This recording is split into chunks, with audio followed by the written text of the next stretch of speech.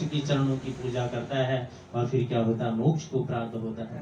नारायण नारायण नारायण भज नारायण नारायण नारायण बद्री नारायण नारायण नारायण बद्री नारायण नारायण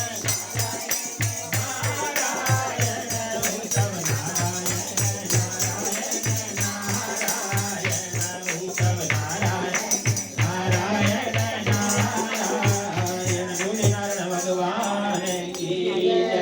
श्री नेतर घटी पीतांबर अधर मुरली गिरधरम मुकुट कुंडल कर कुटिया सांवरे वरम दूर जमना धेनु आगे सकल गोपियों के मन हरम सीत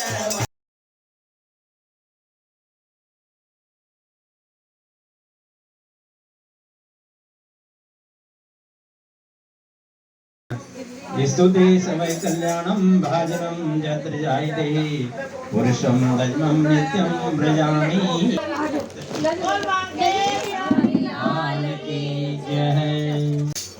सोनक जी पूछने लगे कि दूसरों का दिया पुण्य और पाप क्या मिलता है कि नहीं मिलता है। सिस्टम है, एक शहर में अगर कोई पुण्य करता था तो उसको सारे देश को पाप और पुण्य मिलता था। त्रेता में गांव को मिलता था, द्वापर में कुल को। अगर एक कुल में, द्वापर में क्या होता है, अगर एक कुल में किसी ने पुण्य कर दिया, कोई अगर गंगा स्नान करने चला गया तो सबको उसका पुण्य मिल जाता था। और कलयुग में केवल बल क्या होता है, करने वाले को, जो बल जैसे कर्म करता है उसको ऐसे ही कर्म का पुण्य और पाप मिलता है। एक पात्र में भोजन करने वाले, जब दोनों एक बर्तन में भोजन करते हैं तो दोनों ने जैसे जिसके कर्म हो गए एक दूसरे में क्या हो जाता है, डिवाइड हो जाता है। अगर एक पापी है एक पुण्य आत्मा है तो दोनों एक बर्तन में खाना खा रहे हैं तो उस पुण्य आत्मा की क्या होंगे, उस पापी को क्या मिल जाएंगे, कुछ पुण्य मिल जाएंगे। और जो पापी है उसके कुछ पाप क्या हो जाएंगे, उस पुण्य वाले को मिल जाता है। पाप का आधा भाग दूसरे को निंदा करने वाले, अगर कोई दूसरे की निंदा करता है तो उसको भी सुनने वाले की मन में चिंतन करना है। अगर जो सुनना है वो भी क्या होता है, पाप का भागीदार होता है। एक पंक्ति में बैठकर भोजन करने वाला, एक पंक्ति में कथा सुनने वाले का, जो बगल में अगर पुण्य आत्म अच्छा बंदा बैठा है तो उसको क्या होता है, बैठने वाले के पुण्य और पाप क्या मिल जाते हैं, आपस में डिवाइड हो जाते हैं। संध्या समय सोने या बोलने में पुण्य का छोटा अंश। अगर कोई संध्या कर रहा है, ठीक है, या कोई यहाँ पे पूजा जोत जला रहा है, तो अगर कोई इसको स्पर्श करता है तो जो जोत जलाने वाला है उसको क्या होता है, छठा अंश पुण्य वो छोड़ने वाला लेता है। इसलिए लोग क्या करता है, कोई तीर्थ यात्रा करके आते हैं तो उसके पाँव छूटने पड़ते हैं तो उसके क्या होता है, छठा अंश पुण्य मिल जाता है। दूसरों का द्रव्य चुराने वाले को पाप मिलता है और द्रव्य वाले को फल मिलता है। बिना ऋण दिए हुए मानने वाले का पुण्य धन के अनुसार धनी को मिलता है। उपदेश और सहायता देने वाला पूर्ण पाप पुण्य का छठा अंश पाता है। जो अच्छे उपदेश कर रहा है तो सुनने वालों को क्या होता है, उसके पुण्य भी उसको मिल जाते हैं। और जो दूसरे की सहायता करता है, ठीक है, जिसकी सहायता कर रहा है उसके भी उसको क्या हो जाते हैं, पुण्य का छठा अंश मिल जाता है। प्रजा का छठा अंश राजा को पाता है। शिष्य से गुरु को और पिता को पुत्र से। जो बल शिष्य अच्छा कर्म करता है तो उसका पुण्य क्या होता है, गुरु को मिलता है। अगर बेटा अच्छा कर्म करता है तो बाप को भी क्या होता है, उसका पुण्य मिलता है। पति के चित्त के अनुसार धर्म करने वाली स्त्री पति का आधा पुण्य मिलता है। शादी में लिखा है 7वां जो वो वचन होता है, अर्ध पुण्यम प्रदासामि यदि चंगी कार्यम यदि तु या गया। ये लिखा है कि आधा पूर्ण बल, चाहे मैं अच्छे कर्म, चाहे मैं बैठूं या ना बैठूं, पति की क्या होती है, पत्नी आधा पूर्ण ग्रहण करती है, परंतु बल पाप का नहीं। अगर पति कोई पाप करता है उसका कोई भागीदार नहीं है पत्नी, परंतु तो उसका क्या होता है, आधा पाप पति को भोगना पड़ता है, तो आधा पुण्य पाती है। इस प्रकार बिना दी हुई पाप और पुण्य क्या होता है, एक दूसरे को मिलता है। इसी के अनुसार अत्यंत पुण्य देने वाला यही एक वृत्तांत आपको सुनाया था, जो पहले भी आया था। उज्जैनी में जो ब्राह्मण था उसने क्या किया था, उनकी नर्मदा के तट पे जो पहले इस कथा आ चुकी है, तो उसके उनके साथ बात विवाद किया, उनके सिंह के साथ हुआ। अच्छे काम कर रही हो, मैं आपको छू रही हूँ और मैं थोड़ा सा पुण्य ले रही हूँ। उनसे जीवन भर करने की बहुत अच्छी बात की, परंतु अंत में कार्तिक ने नर्मदा के साथ उसने बैठ करके 1 महीना बिताया है। उसके पुण्य के प्रभाव से वो क्या हो जाता है, स्वर्ग लोक को चला जाता है। अगर जो जानबूझ करके क्या करे, भगवान का स्मरण करे, उनकी पूजा करे, ठीक है, और महीने भर कार्तिक का स्नान करता है, तो वो हुक्म में ही स्वर्ग लोक हो जाता है। इस प्रकार तुलसी जी कहते हैं, जो कोई बल इस कार्तिक महात्म्य की कथा सुनता है या सुनाता है, उसने जीवन भर जो भी पाप किया है, इस जन्म के पूर्व जन्म के जो भी पाप किए हैं वह दूर हो जाते हैं, और अंत में वह कहाँ हो जाता है, विष्णु लोक को चला जाता है, और यहीं पे हमारी ये कथा संपन्न हो जाती है।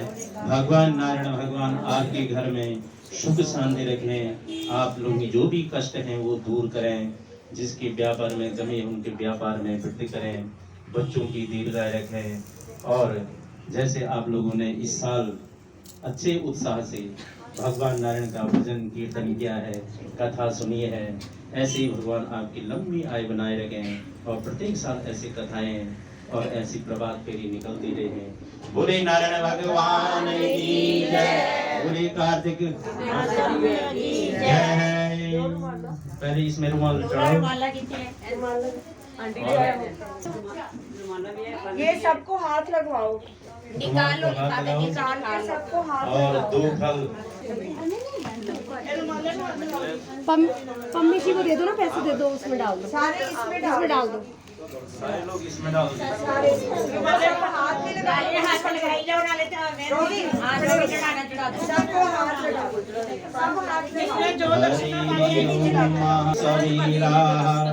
स्वस्ति नस्तारिक्षु अरिष्टनेमिः स्वस्ति नः बृहस्पतिर्दधातु ओम वयः वृद्धिं वयौ गदिगो पयोदिवेन्दरिक्षि पयोदाः वयस्वतिः प्रदिशः सन्तु मयम्मः ओम विष्णुराराटमसि विष्णु शन्वस्त्री स्थितोऽसि विष्णु ध्रुवसि वैष्णवमसि विष्णवे स्वाहा ओम अग्निर्देवता वातु देवता सूर्यो देवता चंद्रमा देवता वसो देवता रुद्रादि शांति पदः शांति विश्वे देवा शांति ब्रह्मा शांति सर्वगुण शांति शांति शांति श्यामा शांति ओम शांति शांति सुख शांतिर्भवतु। बोले नारायण की जय, बोले कार्तिक महात्म्य की जय, बोले तुलसी मैया की जय। अब आप लोगों को सत्यनारायण भगवान की कथा सुनाई जाएगी, और सभी लोग शांत से बैठे हैं, ठीक है।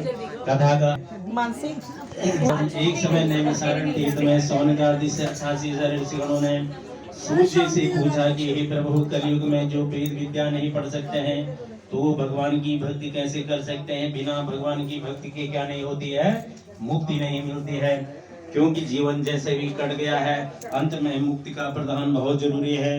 तो ऐसी कथा सूर्य जी बोलते हैं कि हे ऋषियों, आपने बहुत अच्छी बात पूछी है, जिसे क्योंकि कलयुग में किसी के पास समय नहीं है, इस समय भी किसी के पास समय नहीं है, सब जल्दी में है। तो मानसिक फल की प्राप्ति होती है। तो ऐसी कोई कथा हो, कोई ऐसी पूजा हो जिससे वह क्या है मनोकामनाएं पूर्ण हो और अंत में मुक्ति भी प्राप्त। लक्ष्मी नारायण भगवान से पूछी थी, वही कथा मैं आप लोगों को सुनाता हूँ, आप लोग ध्यान पूर्वक सुनो। एक समय योगी राज नारद तीनों लोक में घूमते फिरते कहाँ पहुँचते हैं? इस मृत लोक में आप पहुँचते हैं। जहाँ इस मृत लोक में आप पहुँचते हैं तो यहाँ देखते हैं कोई न कोई मनुष्य क्या है, किसी न किसी चीज से दुखी हो रखा है। हाँ, शंख चक्र गदाधारी भगवान विष्णु को देखते हैं, जिनका वर्ण श्वेत है, हाथ में शंख की धारण की हुई, चक्र गदा पद्म धारण की हुई, गले में भगवान की वरमाला पहने हुए बड़ी सुंदर लग रहे हैं नारायण भगवान। और देखते ही नारद जी उसके करने लग जाते हैं, कहते हैं भगवान आप अत्यंत शक्ति से संपन्न हैं, मन तथा वाणी भी आपको नहीं पा सकती है, आपका आदि मध्य अंत नहीं है, आप निर्गुण स्वरूप हैं और अपने भक्तों के क्या करने वाले हैं? दुखों को नष्ट करने वाले हैं। हे प्रभु आपको मेरा क्या है? बारंबार प्रणाम है। नारद जी जब इस प्रकार में तीनों लोकों में घूमते फिरते पृथ्वी लोक में पहुंचा तो यहाँ देखा मैंने कोई न कोई प्राणी किसी न किसी चीज से दुखी हो रखा है। हे प्रभु यदि आप मुझे अपना प्रिय भक्त मानते हैं तो बताइए कि उनके दुखों का नाश कैसे हो सकता है। तब भगवान जी ने कहा कि हे नारद आपने सब प्राणियों की हित की बात पूछी है, अब मैं तुम्हें उस व्रत के बारे में बताता हूँ जिसको देवता लोग भी नहीं जानते, न पृथ्वी में कोई जानता है, क्योंकि तुम मेरे क्या हैं? प्रिय भक्त हैं। तो वो क्या व्रत है? वो कौन सी कथा है? श्री महान शक्तिवान श्री सत्यनारायण भगवान की कथा है। जो बल इसको भली भांति से करता है, विधि विधान से करता है, उसकी हर मनोकामनाएं पूर्ण होती है और अंत में वह स्वर्गलोक को चला जाता है। स्वर्गलोक को चला जाता है। किस दिन करना है, क्या करना है, कैसे करना है, वो सब विधान हमसे कहो। तब भगवान बोलते हैं कि दुख सुख आदि को दूर करने वाला, सभी स्थानों पे विजय ही विजय दिलाने वाला, धन को बढ़ाने वाला, संतान को देने वाला, सौभाग्य को देने वाला, किसी भी मनोकामना के लिए जो भी इस व्रत को करता है उसकी मनोकामनाएं क्या होती हैं? अवश्य ही पूर्ण होती है। समय वही ब्राह्मण देव क्या करे थे? सत्यनारायण भगवान की कथा कर रहे थे। तो उसी के घर के बाहर से क्या हुआ? एक लकड़हारा लकड़ियों का गट्टा सिर पे रख करके उनके घर के बाहर से निकल रहा था। गरीबों का टाइम था, लकड़हारे को बहुत प्यास लगी थी। लकड़हारे ने सोचा है मैं ब्राह्मण के घर में जाके थोड़ा जल पी लूं, पानी पी लूं। उसने लकड़ियों का गट्टा बाहर रख के ब्राह्मण के घर में चला जाता है। ऐसे ही ब्राह्मण की कथा कर रही थी, वो भी आकर के पीछे बढ़ गया। कथा सुनी, कथा सुनते सुनते जो उसको प्यास लगी थी वो सारा भूल जाता। कथा में बड़ा आनंद आ गया। कथा में लिखा है जो श्रद्धा भाव से इस व्रत को करता है, इस कथा को करता है, उसकी क्या होती है? हर मनोकामनाएं पूर्ण। कथा संपन्न हुई। कथा संपन्न होने के बाद उस लकड़हारे ने ब्राह्मण देव से पूछा कि हे ब्राह्मण देव इसका विधान क्या है, मुझे भी बताइए, क्योंकि मैं क्या हूँ, बहुत गरीब हूँ और मेरी भी क्या नहीं कोई संतान नहीं। तो ब्राह्मण देव ने उसको पूरा विधान बतला करके कि ऐसा व्रत करनी है, ऐसी कथा करनी है, ऐसा सारा समझा करके उसने वहां पे चरणामृत प्रसाद लेकर के लकड़ियों का गट्टा अपने सर में अपने घर को चलाने मन में संकल्प करता है कि आज गांव में लकड़ी बेचने से जो भी पैसा मिलेगा मैं उससे क्या करूंगा? सत्यनारायण भगवान का उत्तम व्रत करूंगा, कथा करूंगा। अब वो लकड़ियों का गट्ठा लेकर के जिस नगर में धनवान लोग रहते थे ऐसे ही सुंदर नगर को चला जाता है। उस दिन उसे लकड़ियों का दाम पहले से क्या होता है? 100 गुना मिलता है। पहले 100 रुपए मिलते, अब 400 रुपए मिलते। जैसे पैसा मिला उसको उनकी वह बहुत प्रसन्न हुआ। उसने भगवान के लिए पके हुए केले के बेली, दूध, घी, शहद, दही, जो भी भगवान की पूजन की सामग्री थी वो सारी सामग्री लेकर के अपने घर को चला जाता है। फिर उसने अपने भाई बंधुओं को बुलाकर विधि विधान से भगवान का पूजन किया, व्रत किया। उस व्रत की प्रभा से वह बूढ़ा लकड़हारा धनवान हुआ, पुत्रवान हुआ और संसार के समस्त सुख हो करके अंत में उस परम धाम को चला जाता है, जिस धाम के लिए क्या करते हैं, देवता लोग भी कामनाएं करते हैं। और यही पे तीसरे अध्याय में सूत जी बोले कि ही श्रेष्ठ राजा था, वह हमेशा सत्य बोलता था, जितेंद्रिय था और प्रतिदिन मंदिरों में देवस्थानों पे जाना, वहाँ पे भगवान की पूजा करना और पूजा करने के पश्चात जब बाहर आता था, वहाँ पे जो भी गरीब लोग थे उनको कुछ न कुछ धन दे करके उनके कष्टों को दूर करा। उसकी पत्नी कर्ममुख वाली और सती साध्वी थी। एक समय भद्रशिला नदी के तट पे वो क्या कर रहे थे, श्री सत्यनारायण भगवान की पूजा कर रहे थे, कथा करने के लिए तैयार की। अब वो घर में क्यों नहीं की कथा उन्होंने, नदी के किनारे क्यों की?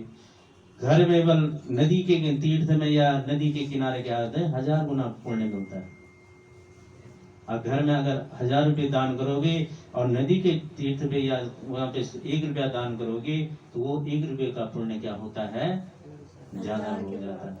परंतु पाप पे आता था, नाव में सामान न था कि एक रज्जे से दूसरे रज्जे में व्यापार के लिए जा रहा था, तो उसकी नजर किस पे पड़ जाती है, राजा पे पड़ जाती है। तो वो साधु वैसे क्या करता है, अपनी नाव को जहाँ पे राजा पूजा कर रहा था वहीं सामने खड़ी करके राजा के पास जाता है। बढ़िया था वो, उसका दिमाग बहुत तेज होता है। उसने देखा यार राजा कुछ ना कुछ कर रहा है, अपनी नाव को खड़ी करके राजा के पास जाता है, राजा को प्रणाम करके कहता है कि राजन आप जो ध्यान लगा दे क्या कर रहे हैं, मेरी भी सुनने की इच्छा है। राजा ने कहा भाई साधु मेरी कोई संतान नहीं है और संतान प्राप्ति के लिए क्या किया जाता है, श्री महासत्यवान श्री सत्यनारायण भगवान का व्रत व पूजन कथा किया जा रहा है। उस साधु बनिया ने कहा भाई कि मेरी भी क्या नहीं है, कोई संतान नहीं है, हे राजन इसके बारे में मुझे भी बताओ। तो राजा ने कहा, वो सत्य वक्ता था, राजा कभी झूठ नहीं बोलता था। तो उसने कहा कि भाई मैं तो संतान की प्राप्ति है, तू भी ऐसे ऐसे करना, मैंने भी किसी ब्राह्मण से सुना है, मैं भी जैसे मैं कर रहा हूँ वैसे तू भी कर देना। उसने वहां पे राजा ने सारा विधान बतला करके वह क्या हो जाता है, साधु बनिया अपने व्यापार के लिए चला जाता है। जब व्यापार से निवृत्त होकर घर आ रहा है तो अपनी पत्नी को सत्यनारायण भगवान के व्रत के बारे में बताता है कि जो कोई इस व्रत को करता है उसकी क्या होती है, संतान की प्राप्ति होती है। साधु बनिया बड़ा वो था कि भाई मैं व्रत तभी करूंगा जब मेरी संतान हो, मैं पहले व्रत नहीं करूंगा, मैं तभी व्रत करूंगा जब मेरी क्या हो जाएगी, संतान हो जाएगी, संतान होगी।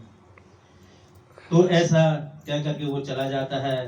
साधु एक दिन अपनी पत्नी लीलावती के साथ आनंद होकर सांसी धर्म में प्रवृत्त होकर के उसकी पत्नी क्या हो जाती है, गर्भवती हो जाती, सत्यनारायण भगवान की कृपा से गर्भवती। 10वें महीने में एक सुंदर कन्या को जन्म देती है। कन्या शुक्ल पक्ष की चंद्रमा की तरह बढ़ने लगती, धीरे धीरे बड़ी होने लगी। उसका नाम क्या रखा गया, कलावती रखा। तब लीलावती ने मीठे शब्दों में अपने पुत्र से कहा, भाई बच्ची का नामकरण सब कुछ हो गया, अब आप क्या करो, सत्यनारायण भगवान की कथा करो, उनका पूजन करो। तब साधु ने कहा, यार तुझे बहुत जल्दी लगी है, थोड़ी मेरी जेब थोड़ा टाइट भी चल रही है और थोड़ा मेरे व्यापार में आज का टाइम भी नहीं है, तो हमारे रिश्तेदारों को बुला करके विधि विधान से सत्यनारायण भगवान का व्रत भी करेंगे, कथा भी करेंगे, पूजन भी करेंगे। अपनी पत्नी को आश्वासन दे करके वह क्या करता है, व्यापार के लिए चला जाता है। सतयुग की कथा है, उम्र भी बहुत होती है, 10-10 हजार।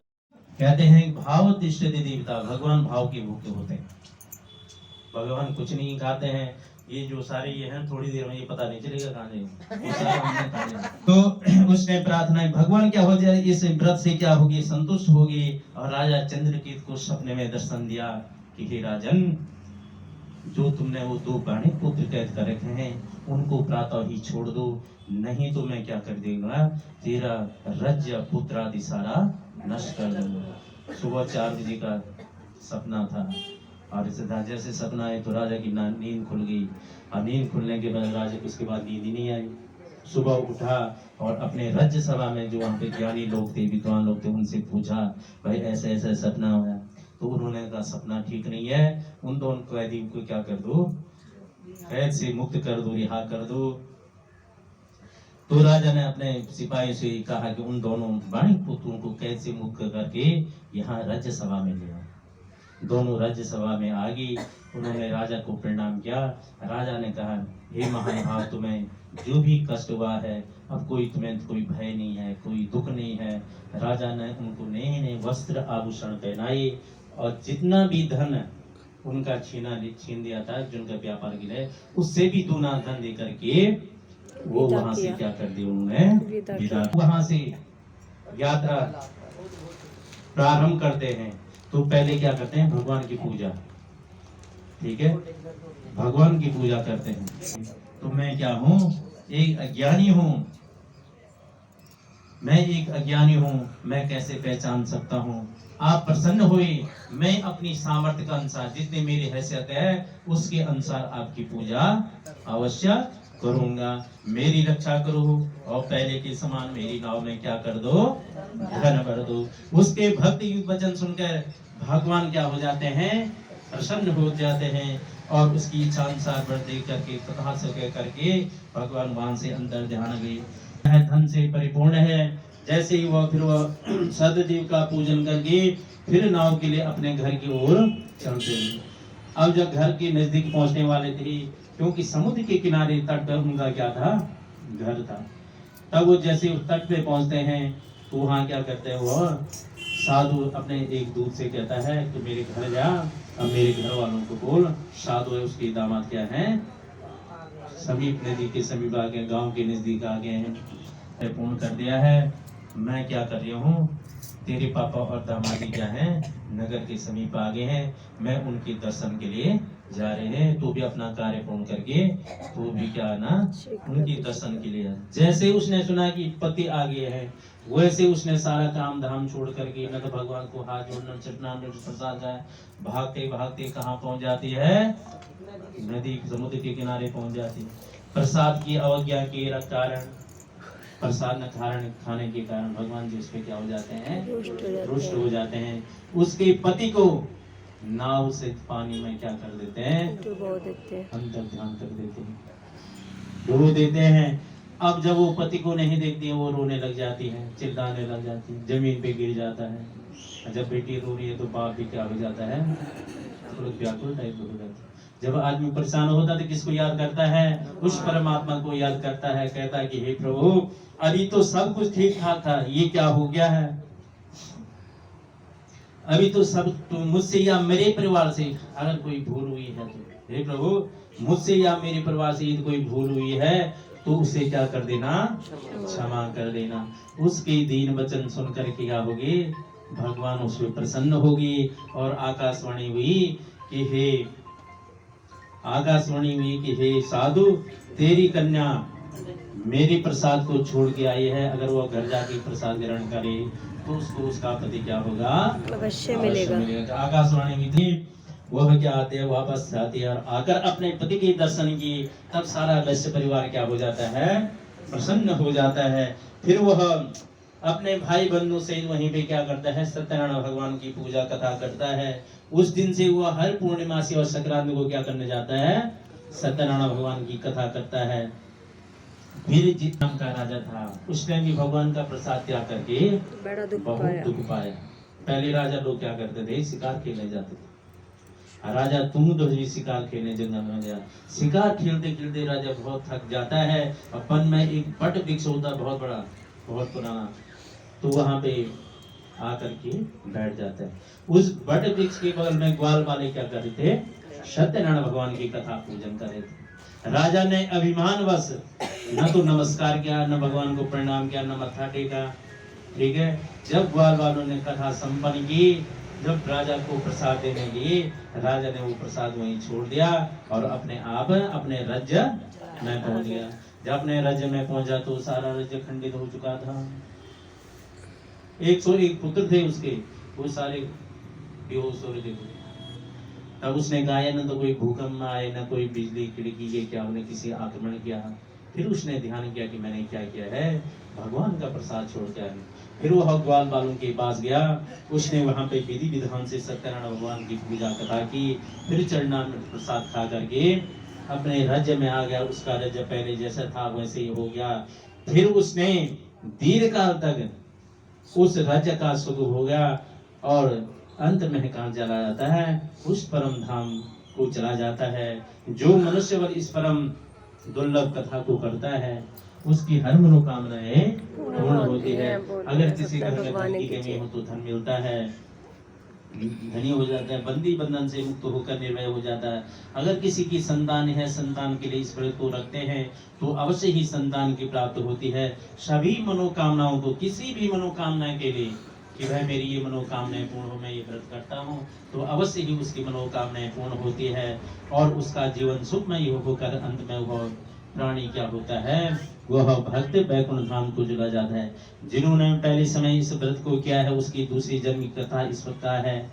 जो वृद्ध सदानंद ब्राह्मण था वो अगले जन्म में क्या होता है, सुदामा के रूप में जन्म लेता है और फिर भगवान श्री कृष्ण के चरणों की पूजा करता है और फिर क्या होता है, मोक्ष को प्राप्त होता है। जो उल्का मुख नाम का राजा था वो अगले जन्म में क्या होता है, राजा दशरथ होता है और राजा दशरथ क्या होते हैं, राम राम लेकर के क्या करते हैं, प्राण को छोड़ देते हैं। कहते हैं जीवन जैसे भी कट गया है, ठीक है, अमीरी गरीबी दुख श्री शिव नारायण नारायण नारायण भजवन नारायण नारायण नारायण लक्ष्मी नारायण नारायण लक्ष्मी नारायण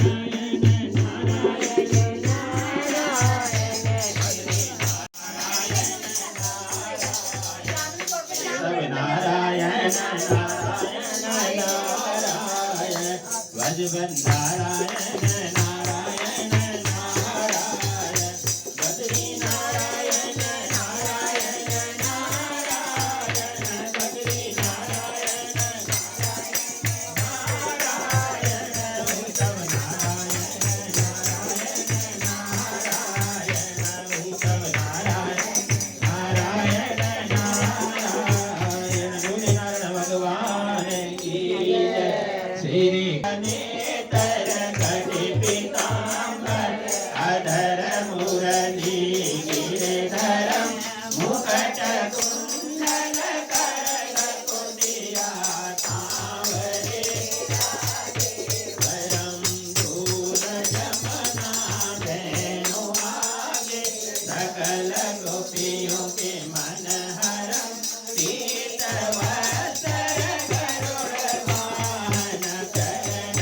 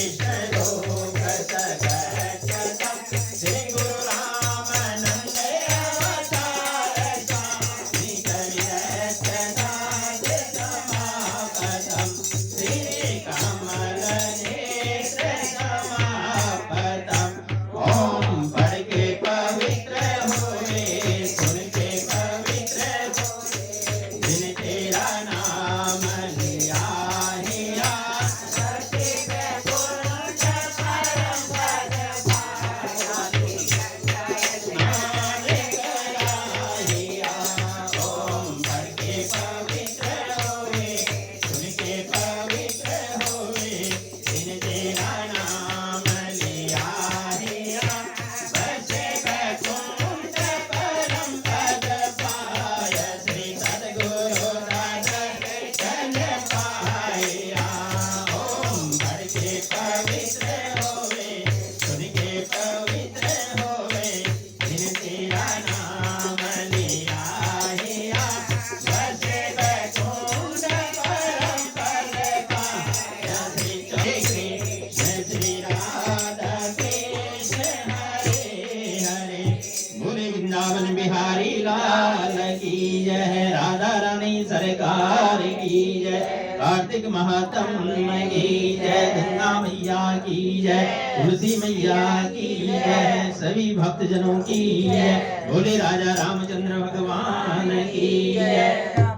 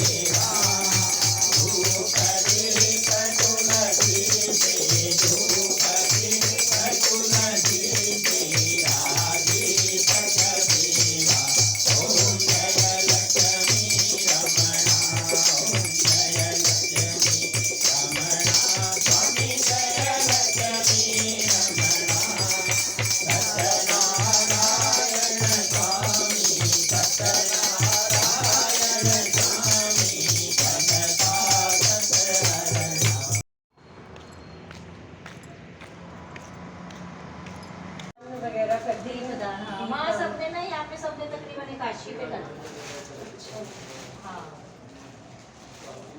एकादशी वाले दिन करते हैं सुबह शादी विवाह होता है ना उस दिन से शुरू हो जाता है ना दीपदान 5 दिन चलता है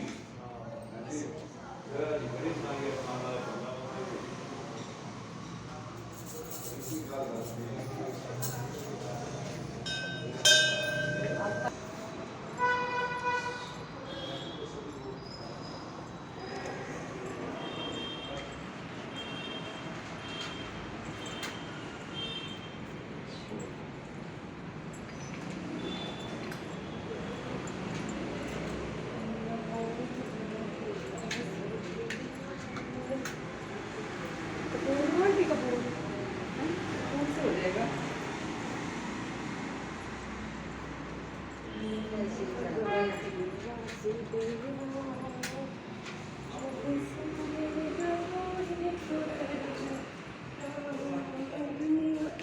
रोशन होकर जाए दीवाना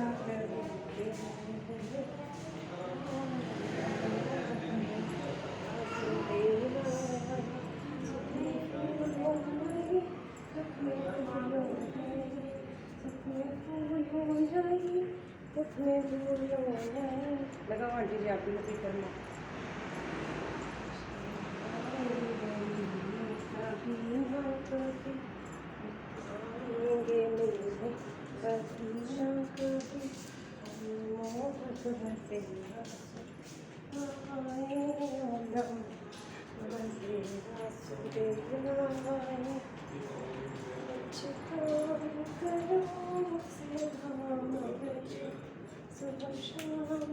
कर ले मन जय जय करो जय जय करो आगे जूते उतार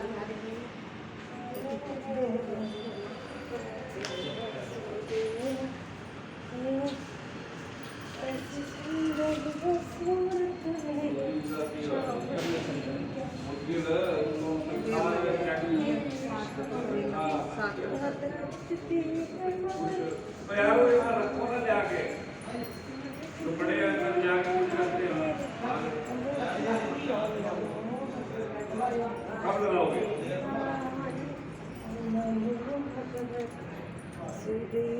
पुणे की हो दूसरी लड़की वो क्या देते हैं तो ये देता है ऐसा मेरे को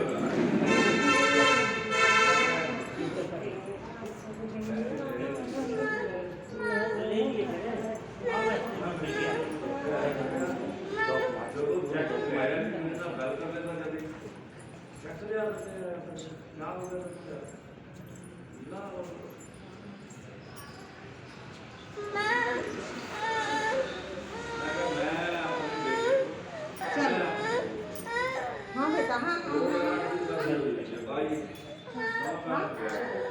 आपने और जो मर्जी कर दे इन्होंने बेटे ने क्या वही अपना गड्डी बदल दी जय जय करो तुलसी माँ को जय माँ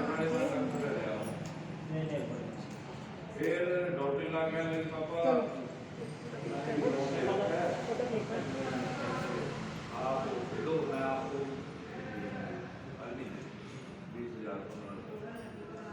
20,000 बेटा देने कुछ 3.5 लाख रुपए ਬਾਕੀ ਦੇ ਨਾਲ ਉਹ ਦੇਣਾ ਹੀ ਅਜੇ ਕੰਮ मैं मैंने उससे नहीं ली फिर मैं क्यों